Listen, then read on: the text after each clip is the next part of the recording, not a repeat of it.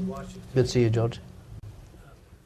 You mentioned the Palestinian issue several times in your prepared remarks, and we're at a fairly critical juncture. Senator Mitchell's in the region now, and Abu Mazen's meeting with the Arab League soon.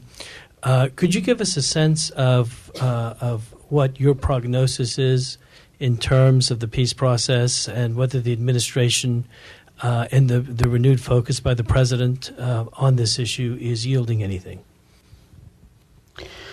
Well, I can only tell you that I have not seen for quite a bit of time such as a violent swing of mood in the Middle East as I have seen it with the election of President Obama. Immediately, the expectations shot through the roof because the president have done three things.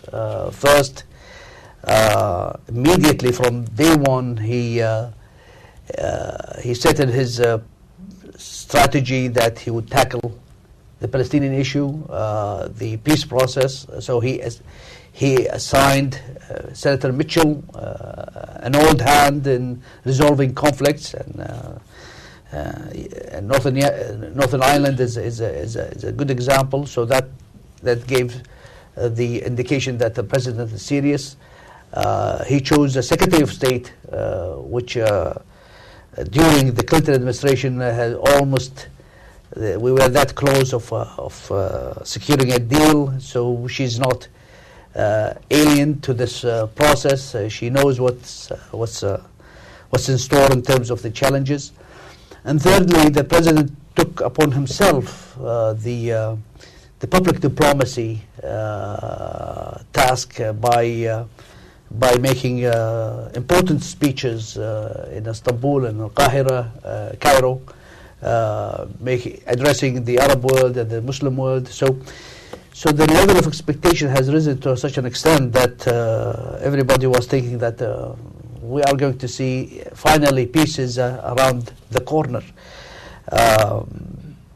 Only for these expectations to be shattered when Mr. Netanyahu decided to take a different path. We had a meeting as the Arab foreign ministers in the Arab League, and we were discussing the issue of whether the call for resumption of talks should be resumed without an explicit commitment on the part of Israel to free settlement, because that was the condition of the quartets, that was the condition of the American administration then, that there should be a settlement freeze. And Israel, the Israeli government announced that they are not going to freeze the settlements, and we were debating whether there should be a resumption of discussion. Finally, we came on the side of we have no other option but to support President Abbas and agreeing with the American administration to start the proximity talks. And this is exactly the kind of resolution that we passed as foreign ministers. We supported President Abbas and encouraged him to resume the proximity talks, only to see a couple of weeks later Israel announced the building of 1,600 units in East Jerusalem, as if it was a response to the Arab extended hand for a resumption of the peace talks, and that is also quite an expectation shattering.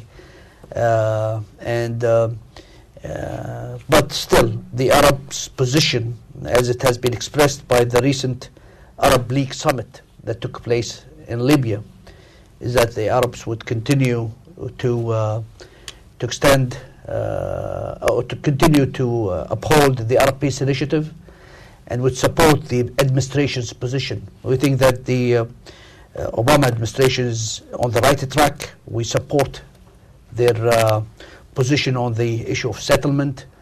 We think that the issue of settlement is central to the peace process. The proximity talk is something that we support as a proxy to the direct discussion that must include a settlement freeze. So, in a nutshell, George, I think that expectations are the mood is not positive. The level of despair is rising, and we should be concerned. All of us, we should be concerned. One last question, Indira.